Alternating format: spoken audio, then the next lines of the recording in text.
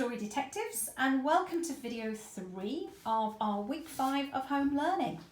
Now in this week we've had 2 videos so far about our worksheets, which will link to the books that we've done in the past 4 weeks from the beginning of our home learning. So this is just a story, just for fun. It's not attached to any worksheets. I would just like you to listen and think. So it's called Penguin and it's by Polly Dunbar. And I chose this story because it reminded me a little bit of Cuddly Dudley. So have a look at the different pictures. On that one, Dudley looks quite happy. But there are a few pictures of him in the story where he looks a bit, doesn't look so happy. And he reminded me a lot of the penguin in this story. Now, before we even start, just let's have a look at the word penguin here, how they've written it. It's like they've used different kinds of fabric to make up the word. And the word "you" is very interesting. It looks like somebody's leg is upside down. So I think that might give us a clue that this story is a bit unusual, a bit strange, but lots of fun. Let's read. So we've got a picture there of a little boy and a penguin. Now look at his pyjamas. He's in green pyjamas with little stars on. And when we turn the page, we notice, it's green with little stars. So they've used the same pattern at the beginning of the book. I wonder what that means. And then we have a picture of a gift all wrapped up very nicely, and it says, "For Ben." Ben ripped open his present. Inside was a penguin. "Hello, penguin," said Ben. Now I have to admit, that's an unusual gift to give a small child, a penguin, but there you go, that's what his gift is. "What shall we play?" said Ben. Penguin said nothing. "Can't you talk?" said Ben. Penguin said nothing. Ben tickled Penguin. "Tickle, tickle, tickle, tickle, tickle." Penguin didn't laugh. Ben pulled his funniest face at Penguin.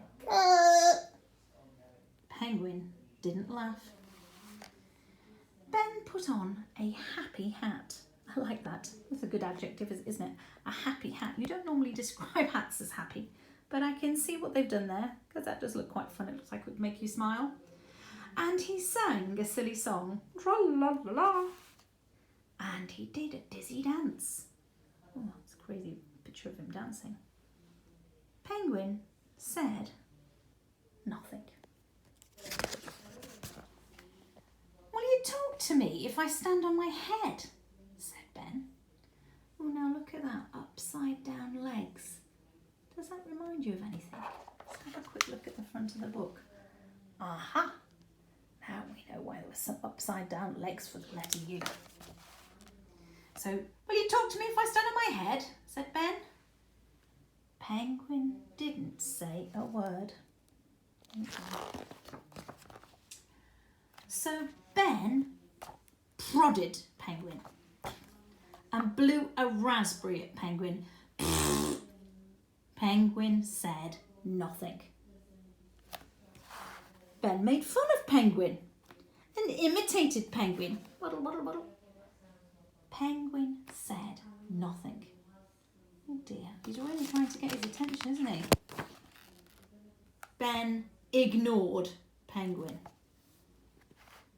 Penguin ignored Ben. So, Ben fired a penguin into outer space. Look at that, he's attached him to a rocket. Penguin came back down to earth without a word. Oh, look at that, he's upside down as well now. Ben tried to feed Penguin to a passing lion. Penguin said nothing. Does look a bit worried though, doesn't he? That's not very nice of Ben, is he? He's trying to feed him to a lion. Dear. Lion didn't want to eat Penguin. First of all, it's a funny looking lion because it's blue. But anyway, he didn't want to eat Penguin, which is good. But Ben got upset. Oh dear. And he looks like he's screaming at Penguin. Penguin said nothing.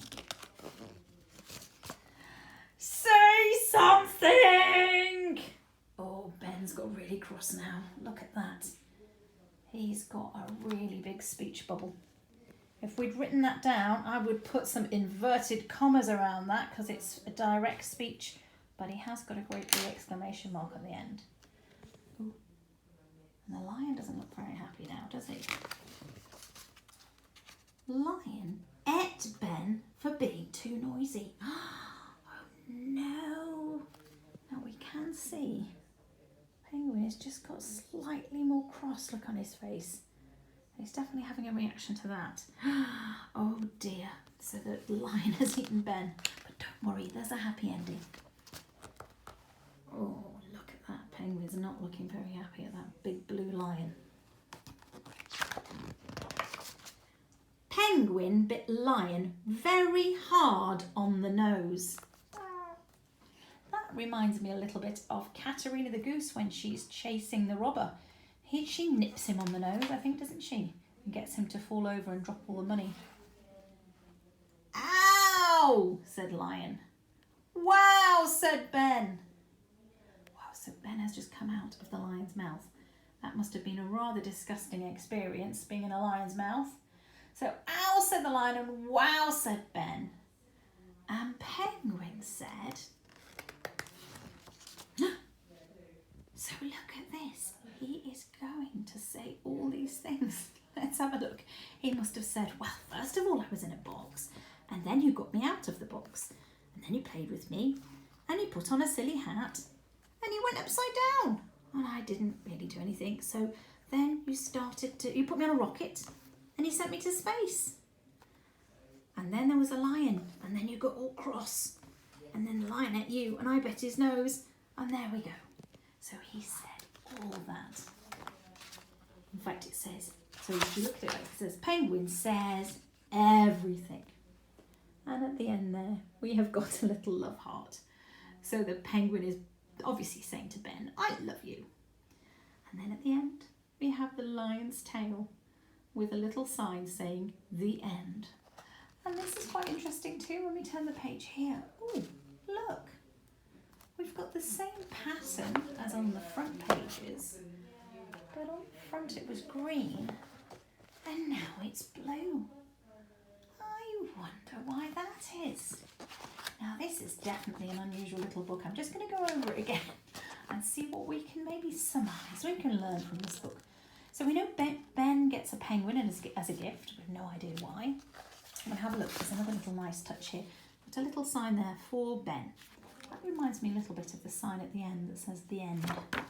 So there we go, we've got our penguin. And it looks to me like Ben is just so happy he wants to play with him.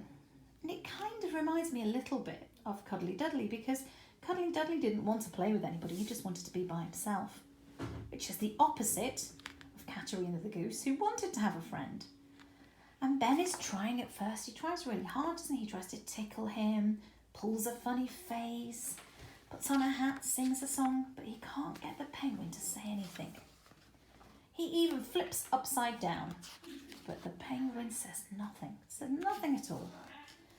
And now you can see Ben starting to get a little bit cross. So instead of being nice to the penguin, he's actually starting to be a bit naughty. And sometimes this happens in real life when children don't get what they want. Instead of being nice, they start being naughty to get your attention. And he's making fun of the penguin now. The penguin's still not saying anything. So now he's getting really cross and he's just ignoring the penguin. The penguin's ignoring Ben. Then he shoots him up to space. But the penguin comes down, doesn't say anything at all. And then, rather mysteriously, we have a blue lion. Where this blue lion has turned up from, I don't know. But it is a very unusual story. And because Ben is so cross with the penguin, he's trying to get the lion to eat the penguin. The lion doesn't want to. So then Ben gets upset and he gets really loud and he screams, "Say something!" And that makes the lion, not very happy there. So he eats Ben. But that makes the penguin cross.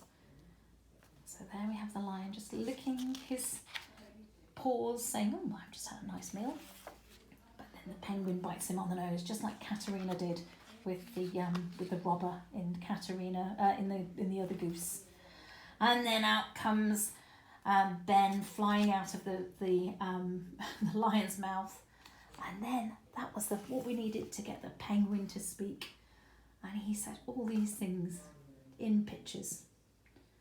We don't really hear what he actually says, but he's basically retelling the whole story in pictures, which is a really fun thing to do. And then he says he loves him. And then we have the end. It reminds me of the beginning. It reminds me of that little picture. Let's find it at the beginning, where we have the little sign upon, there we go, for Ben on the parcel.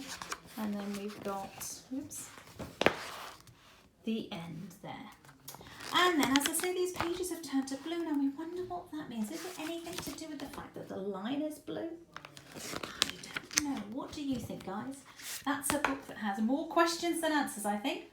But tune back in for video 4 and I will read you another story. Okay, bye-bye.